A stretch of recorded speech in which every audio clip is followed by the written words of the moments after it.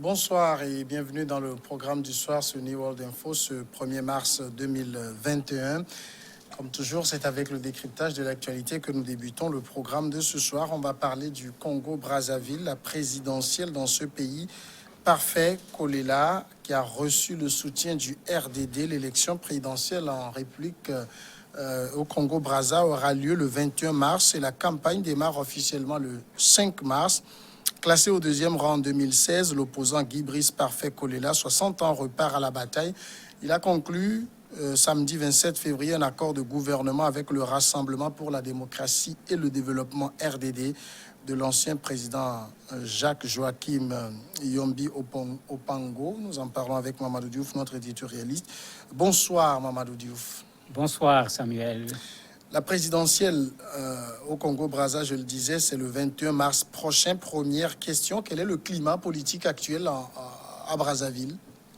Malheureusement, c'est le climat habituel qu'on voit dans une bonne partie des pays africains.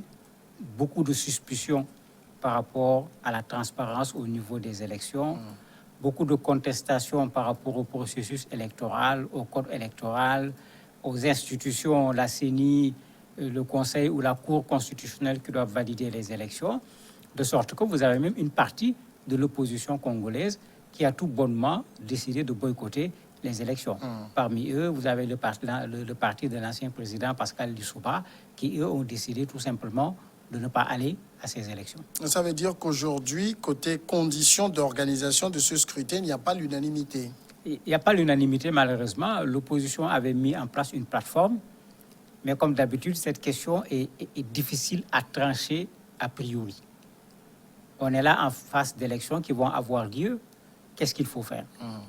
Certains disent toujours il faut y aller, puisque on est d'accord quand on a créé un parti politique, la seule façon d'accéder au pouvoir, ce qui est l'objectif du parti politique, c'est de passer par les élections.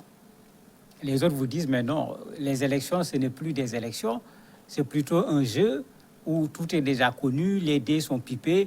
Avant même qu'on commence la campagne électorale, on sait qui va gagner. Dans ces conditions, est-ce que c'est nécessaire d'aller participer à des élections? En participant, on valorise même la victoire de celui dont on savait déjà qu'il allait gagner les élections. Et ce dilemme, on l'a retrouvé dans beaucoup de pays africains. Il est revenu ici. Une partie de l'opposition a décidé tout bonnement de boycotter les élections en considérant que les conditions d'une bonne élection ne sont pas réunies. D'autres ont décidé de participer à cette élection. D'autres, dont Guy Brice Parfait Kolela, 60 ans, un vieux routier de la politique du Congo-Brazza. Sur quoi compte-t-il pour renverser une mastodonte comme le président Nguesso? Certainement, il comptait sur cette plateforme de l'opposition. Mais malheureusement, à part le RDD qui s'est prononcé pour le moment, les autres semble plutôt dans une logique de boycott de façon totale, c'est-à-dire une non-participation aux élections sans donner ni mot d'ordre de vote, ni quoi que ce soit. Parce que si ce n'est pas là-bas, je ne vois pas où il va pouvoir compter, puisqu'en 2016, il avait fait 15% de résultats en étant le deuxième.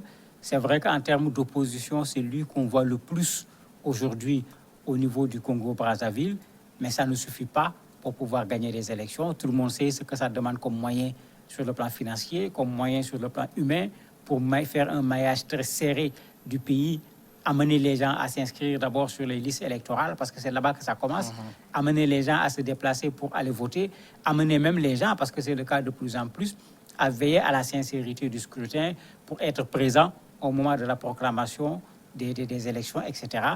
Mais c'est une machine énorme qui permet de pouvoir participer à des élections et de pouvoir veiller également à ce que le scrutin se fasse de façon sincère. Est-ce qu'avec son parti, il dispose de tous ces moyens? C'est toute une équation. Aujourd'hui, il s'adjuge le soutien du RDD. Ça peut marcher? Oui, ça peut marcher parce que Opango, quand même, n'est pas un inconnu au niveau de la vie politique.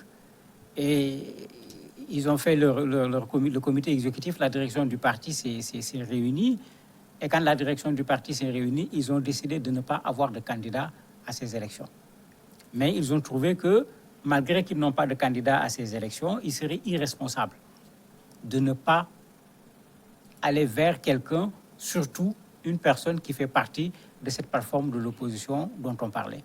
Donc c'est comme ça qu'ils ont décidé, en regardant, en rencontrant, puisque quand ils faisaient leur déclaration sur ce qu'ils ont dit, ils ont rencontré plusieurs personnes. Ils considèrent que c'est Kolela qui fait plutôt l'affaire. C'est avec lui qu'ils ont pu avoir des discussions. Et ces discussions ont abouti sur quelque chose quand même d'intéressant, un accord de gouvernement. Parce que souvent, c'est une des difficultés en Afrique. On fait juste une coalition électorale. Dès qu'on finit les élections, c'est dans la coalition qu'il y a des problèmes. Alors que généralement, quand on va dans une coalition électorale, chacun avait un projet de société, le candidat garde son projet de société, mais il accepte de prendre en compte un certain nombre d'éléments de ceux qui le soutiennent, mais on s'entend également sur, au cas où il va y avoir une victoire, qu'il y ait un projet de gouvernement commun. Comme on le dit généralement, on gagne ensemble et on gouverne ensemble. Mais on a rarement vu ce cas de figure parce que dès que gagner arrive, d'autres difficultés s'installent. Justement, quels sont les grands contours de cette alliance que nous, Kolela, avec le RDD? Ils n'ont pas été très exigeants. Ils ont été plus dans une logique de boycotter n'est pas la solution. Nous n'avons pas de candidat. Il faut aller soutenir un candidat qu'on pense qu'il peut gagner les élections. C'est vraiment ça le plus fondamental. Maintenant, souvent, les gens le disent, je suis allé le soutenir, je n'ai rien demandé en contrepartie, mais en réalité, il y a un minimum de discussion à avoir avec la personne, puisque pour chaque parti, on considère que tel problème ou tel autre problème est le plus fondamental. Pour eux, il y a la question des libertés fondamentales, puisqu'ils le disent clairement, le Congo devient de plus en plus un pays policier. C'est l'expression qu'ils ont utilisée. Donc, il y a lieu de faire en sorte que les Congolais puissent retrouver cette liberté d'un point de vue démocratique. L'autre élément, c'est ce que l'on voit dans bien des pays africains, c'est toute la souffrance dans laquelle se trouve une majorité de la population. Un élément sur lequel tout le monde est d'accord de façon générale, c'est la lutte contre la corruption, etc. Donc vous avez des éléments, même s'ils le présentent, même s'ils insistent là-dessus, si vous allez dans le programme du parti qu'ils sont en train de soutenir, à coup sûr, vous allez les y trouver parce que c'est des problèmes qui sont malheureusement partagés par une bonne partie de nos nations. Est-ce qu'aujourd'hui, sur l'échiquier du Congo-Brazza, le RDD a encore politiquement du poids? Du poids, difficile à dire, puisque si on s'en réfère à l'élection de 2016, qu'on peut considérer comme étant le dernier test, ils n'ont pas montré le poids lors de cette élection. Et c'est d'ailleurs pourquoi cette plateforme avait été mise en place, puisque les gens pensaient que pour qu'il y ait alternance, il va falloir qu'on mette ensemble les forces. Mais les gens ne s'entendent pas sur le processus lui-même. Certains jugent qu'il n'est pas nécessaire d'aller à des élections. Mais un soutien en politique, c'est jamais négligeable. On a vu ce qui s'est passé au Niger tout récemment. C'est vrai que les deux premiers ont rallié le président de la République. C'est comme si leur mot d'ordre n'a pas convaincu les populations nigériennes, puisque arithmétiquement, Mahaman Ousmane a vraiment fait une chevauchée extraordinaire, même s'il n'a pas pu rattraper le président qui était déjà le candidat qui était présenté comme étant le favori. Donc ici aussi, il ne faut pas négliger le soutien d'une personne, surtout quand c'est le soutien d'un parti qui amène ses hommes, qui amène ses idées, qui amène ses influences, qui amène son fief, parce qu'il a au moins un fief, c'est quand même, d'un point de vue électoral, quelque chose à ne pas négliger, surtout que c'est les populations qui décident en dernier ressort. Comment va se traduire ce soutien, cette alliance sur le terrain? Sur le terrain, ils se sont décidés à battre campagne avec le candidat. Ils ont décidé de mettre en commun leurs moyens. C'est ça qui explique également cet aspect gouverner ensemble, puisqu'ils acceptent de donner au maximum, mais ils vont demander également à recevoir.